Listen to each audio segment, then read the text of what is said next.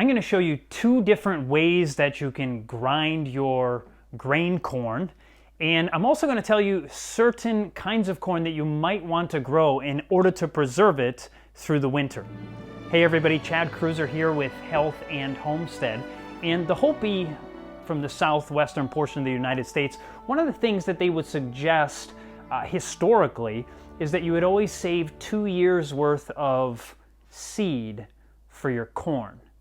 And that makes perfect sense, especially with the last video. If you haven't seen our last video on corn, one of the most important crops to grow if you're looking to be self-sustaining, one of the things we talked about is the fact that corn is one of the highest yielding plants you could possibly grow. So if you're looking to get as much as you can in the smallest place possible, specifically calories, and calories are extremely important if you're looking to be as self-sufficient as possible, that corn is one of the best crops that you can grow. And so specifically if you're looking to save your corn, now obviously, sweet corn, as we said, is fantastically tasty, but in the end, you're not going to be able to have that most of the winter. So growing some kind of grain corn, you can either do popcorn or you can do a flint corn, and you can grind that and you can end up using it for cornbread, Johnny cakes, polenta, various different things. And so another aspect of growing your own corn is that the most common corns, if you're looking in the typical gardening magazines,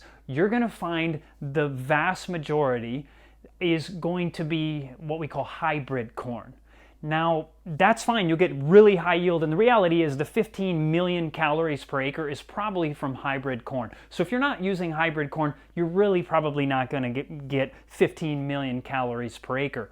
But using a non-hybrid corn, which is what we call an open pollinated corn, that is a standard corn that you plant it this year, and next year it's going to be the same kind of corn unless you add cross-pollination from somebody else's field. But open pollinated seeds are seeds that they grow what we call true to type. That means that simply if you plant this specific kind of corn, you should get the very same kind the next year other than cross-pollination. So one of the things I want to do is I want to actually show you how the process of hybridization works so that you understand, because to most people it's just kind of this nebulous idea. What's a hybrid? What's an open pollinated? If you haven't seen my video on that, you're going to want to go back and watch what is the difference between open pollinated, hybrid, and what people typically call heirlooms. We look at that. I go into detail about that. But I'm going to show you real quick what it's like, how to make a hybrid. So what you end up doing is you go to a stalk of corn, and right here you can see this part of the corn. This is called the tassel. This has the male part of the plant, and so the pollen is on this, and if you actually shake it, sometimes you can actually see the pollen falling off. And if you take one of those pieces of just one of those tiny, you could call it maybe a branch there, but if you take one of those portions of the plant off, one of those tassels, and you go down to what is called the silk, and right here you can see the silk, and if you actually rub it on there or shake it right above it, the little tiny pieces of pollen, much of it you probably can't even see, will be sprinkling on the female portion of the plant. They will be sprinkling on the silk. And the reason it's called silk, if you can't tell just by looking at it, is that it actually feels and looks like silk. It feels just like it. And so as you put the pollen from the male portion of the plant onto the female portion of the plant, that's the standard way that your crop will be pollinating itself or pollinating the corn around it.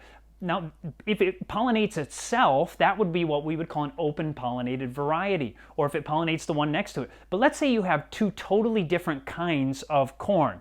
So you have one particular variety and another particular variety, and you take from one the tassel, so you take the pollen from one variety of plant, you bring it over to another variety of corn, totally different variety of corn, and you actually take that tassel and you pollinate the silk, you will end up having a third kind of corn that would be called a hybrid. The next generation will have what's called hybrid vigor. It will grow stronger, it'll have less disease, and it will have a fantastic yield often a lot of a better yield than you had had before with an open pollinated variety. And that's why so many people want to grow the hybrid forms. The trouble is you're not 100% sure what you're going to get the next generation after that if you save the seed. So an open pollinated variety, at least then you know what you're getting. You're going to have typically a consistent yield if you have consistently good soil in the area that you're planting it. So that gives you an idea. But if you're going to try to save seed to be as self-sustaining as possible, you'd want to be using an open pollinated variety. You can find some of those at places like rareseeds.org or .com. I think Southern Exposure Seeds has some of these. And so you can look around online and find these non-hybrids if you're looking to save your own seeds. Now I want to actually show you how we go about using, if you grow some kind of grain corn, not a sweet corn, you can use something like this. This right here is a grain mill that can process different things. It could do maybe things like oats or wheat, but it can also do corn. And if you take a look at it here, this one just happens to be by Lehman's. I'm not selling any products from them. I have no connection to them. I've been down there in Kidron, Ohio and visited. And this was called their Lehman's Best grain mill that they actually produced. They actually had made for them, or at least marketed under their name. And it's a very simple process. If you look at what it actually looks like, you have these two different burrs, and you can either get metal burrs or you could get stone burrs. Now, the stone burrs are probably the more old-fashioned way. The iron burrs are probably going to be more hardy and last you longer, and they're more versatile. You can actually do different kinds of things with the metal ones that you may not be able to do with some of the stone burrs. And when you take it apart, it's pretty simple to see. When you open it up here, you can see on the inside of it is actually how it works. And you can see the different burrs on the inside and how it crushes as it spins. Now, it's very simple. The process, you simply take what is called the hopper, and you take your corn, and you pour some of the corn into the hopper, and it's not much more complex than just taking the handle and you start cranking.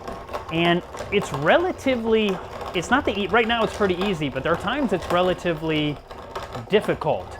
But you can see the ground up corn coming out of the bottom there.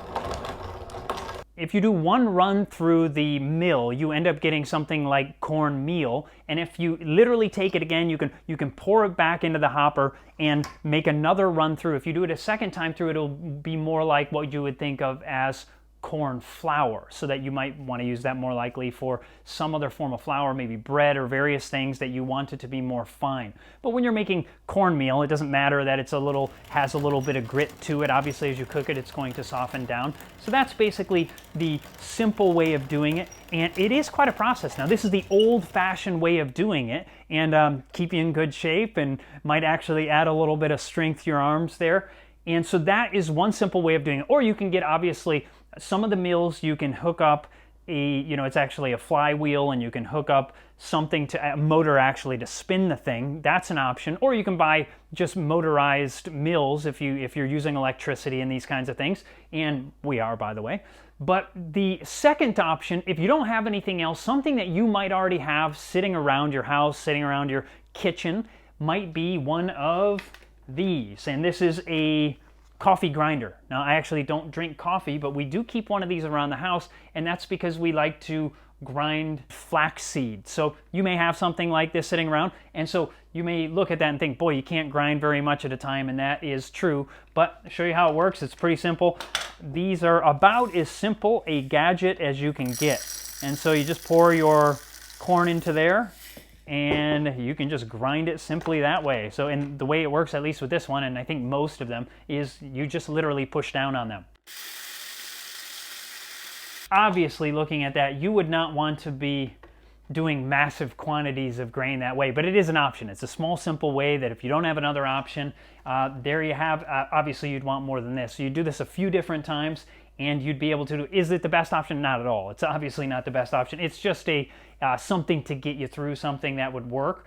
But corn is one of the best things you could possibly grow, like we said, because it gives you so many calories, because it is relatively versatile. Whether the different things you can cook, like we said, whether it's Johnny cakes, polenta, cornbread, or just simply making cornmeal, one of the simplest things you could do. You could heat it up on your wood stove. You could make it on your general stove that you have, whether a gas or an electric stove. My wife makes a fantastic flavored cornbread that doesn't use any yeast. It's a very simple recipe, and I love this stuff. It's very simple. It's not going to be, without yeast, it's not going to have the fluff that you would have in the standard, one that you would use some form of rising agent, but it has a fantastic flavor. It's very simple, and learning to make simple things is actually, to me, very nice. It's something that I enjoy thoroughly, and you just learn to eat food a little different way when you're trying to keep it as simple as possible. And by the way, if you like this video, hit the subscribe button and the like button. God bless and have a fantastic day.